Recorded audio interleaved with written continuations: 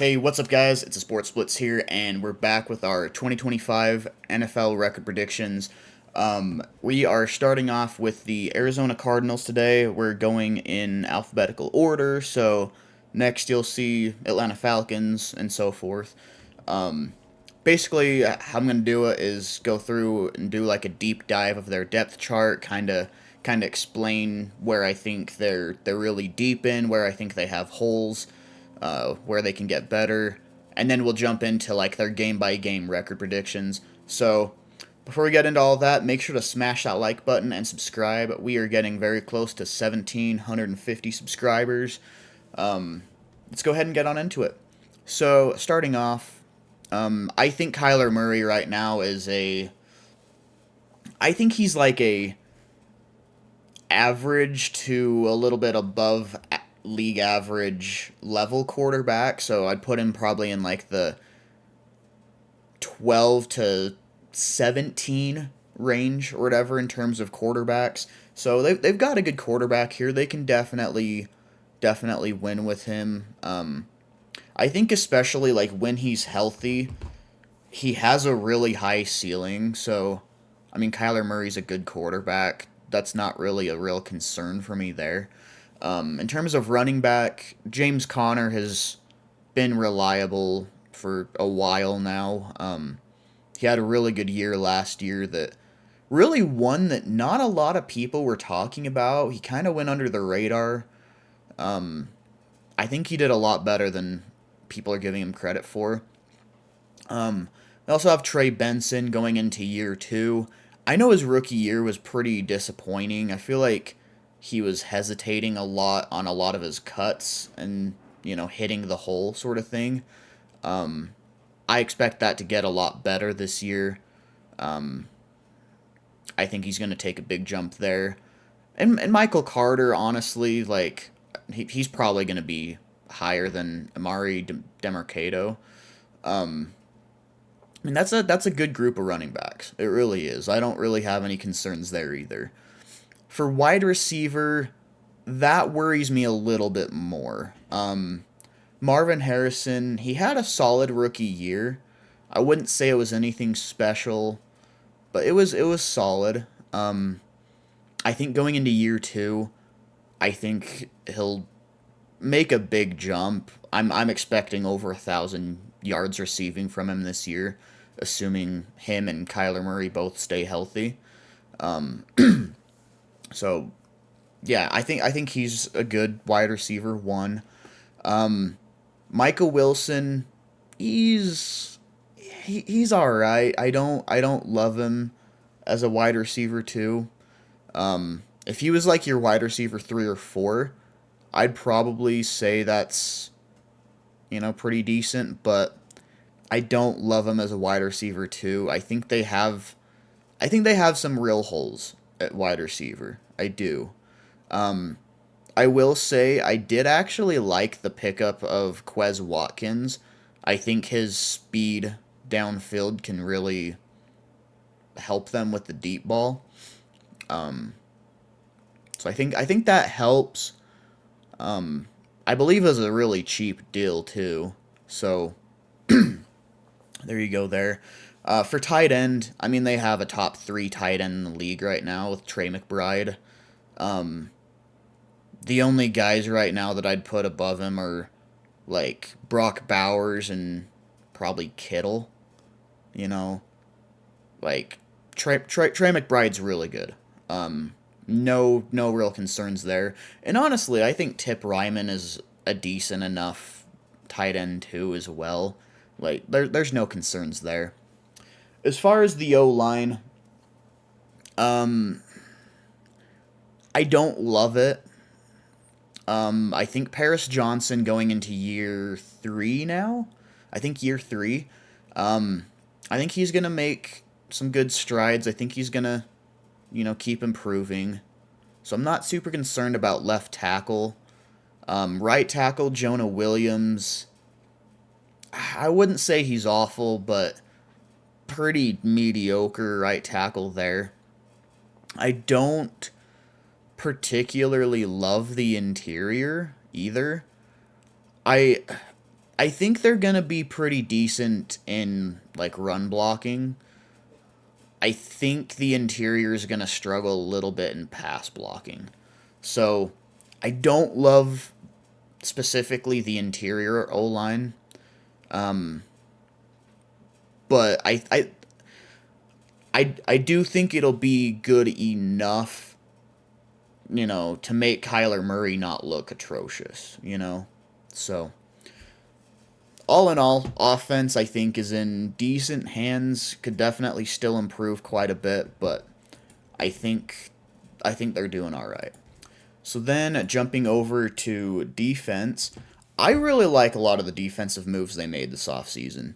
I've mentioned several times on this channel, I was a big fan of the Josh Sweat pickup, especially for the contract he got. I was expecting upwards of 20 million a year for him, and they got him for like 19.2 or 3, something like that. Got him on a 4-year deal, reuniting him with why can't I think of the head coach's name? Anyways, the head coach that was in Philly there, this is what his 3rd year with Arizona. They're reunited now. I did also really like the Walter Nolan draft pick. I felt like they had some holes on the interior D line, and Walter Nolan helped a lot. And I mean, like, Dalvin Tomlinson's solid, Calais Campbell's solid, but they're both kind of getting up there in age a little bit. Walter Nolan can definitely bring a different dynamic to that interior D line, so I liked that pick a lot. And I've got to say, I don't know how Will Johnson fell to them, but that was a phenomenal pick. I get that there were a little bit of injury concerns with him, and that's why he fell so far. I still think he should have been a first rounder. I think he should have been a top 20 pick still. So they got an absolute steal in Will Johnson. I think that was phenomenal. I believe they re-signed Buda Baker to another, is it 3 years?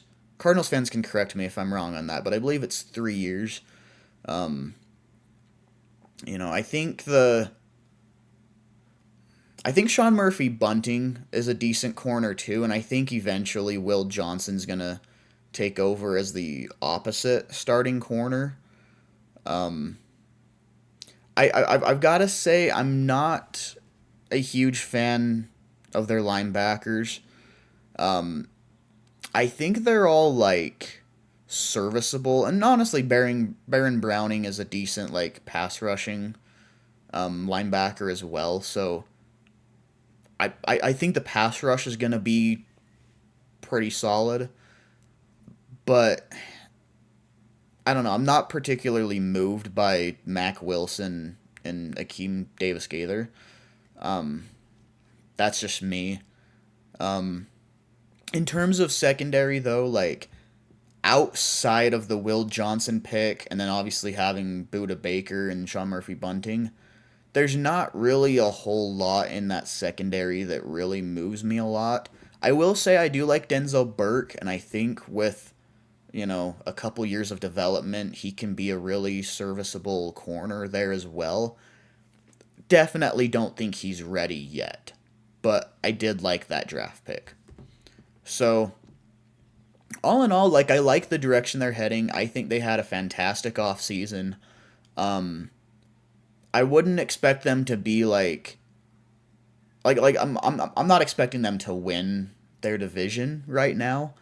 Like without looking at schedules and everything, but I think they could I think they could win, 7 to 9 games. So let's go ahead and get on into their actual game predictions and let's take a look. So, starting off, they are opening the season in New Orleans against the Saints. Listen, I think the Saints are going to be in contention for the number 1 overall pick. I mean, they're going to be atrocious this year. I'm taking the Cardinals here 100%. So then they are going to be at home against the Carolina Panthers. And I feel like in terms of overall talent, these teams are pretty similar in terms of like where I'd put them on like a power rankings thing. Like these are pretty evenly matched teams. In fact, when they played this last year, they went into overtime before the Panthers won. Like that's how evenly matched they really are. Um, I'm gonna go with the Panthers here. It feels like they, for a lot of years, and I'm talking like the last decade, have kind of had the Cardinals number. So even though they're evenly matched, I'm gonna take the Panthers here. But that one should be a fun game. I really think that'll be a fun game. Um, I'm gonna be honest here. I I believe the Cardinals are gonna split with each of their divisional rivals. I do. I I feel like they're evenly matched enough with their other divisional rivals that they're not going to get swept, but I don't feel like they're necessarily going to sweep any of them either. So I'm going to go ahead and just have like the the home team for those divisional games be the winner. Um, just because it's kind of hard to predict the away team to necessarily win any of those. So I'm just going through and marking those divisional games real quick. So yeah, 3-3 divisional record. I think that's very solid. Against the Tennessee Titans, I I like Cam Ward. I do. I think they made some decent moves in the offseason, but I still think that the Titans are going to be a pretty bottom of the league team. I think it's going to be a while before they're back in like real contention. So I'm taking the Cardinals there. That gives them a 3-2 start the first 5 games. I think that's pretty solid. Against the Colts, the Colts are one of the most unpredictable teams for me this season because listen, I still believe in Anthony Richardson. I know I probably shouldn't, but he has such a high ceiling that if he can reach that, he can be a really good quarterback. The issue is his floor is also atrociously low. Um, the Colts are really a really unpredictable team for me. I think I'm ultimately gonna go ahead and take the Cardinals here. Um, I really don't know what to expect out of the Colts this year. I mean, I like Richardson. I hope he takes off and plays really well, but it's hard to predict that right now. Um, Going into week 7, I do think they lose at home to the Packers.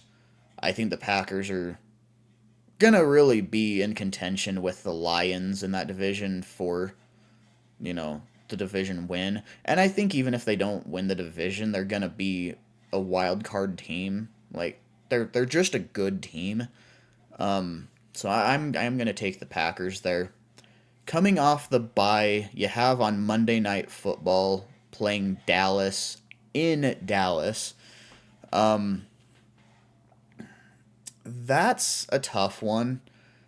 I I don't necessarily think the Cowboys are necessarily a much better team, but I will say their pass rush is gonna give Kyler Murray some real struggles. That's gonna be a game they're absolutely gonna need to run the ball a lot in and you know kind of force the Cowboys to not stack the box because again Micah Parsons there really scares me against the Cardinals. I think I'm gonna go Dallas. If this was in Arizona, I'd probably give the Cardinals the edge, but I think I'm gonna go Dallas here. I already talked about the divisional games. Again, I don't think that they're going to get swept by any of those teams, but I don't necessarily think they're going to sweep them either. I feel like everybody in that division is going to win anywhere from 7 to 11 games. Like, that whole division is so evenly matched, I feel like. So, yeah, I think it's fair enough to say they're splitting with them all. Um, then we have the Jaguars at Arizona. I I'm really not super bought into the hype with the Jags. I really don't. Trevor Lawrence has had a real issue staying healthy lately, and even when he's been in, he hasn't really looked like he did in 2023. I'm taking the Cardinals here. I'm not bought into the Jags. I'm really not. Um, then we have the Cardinals going to Tampa to play the Bucks.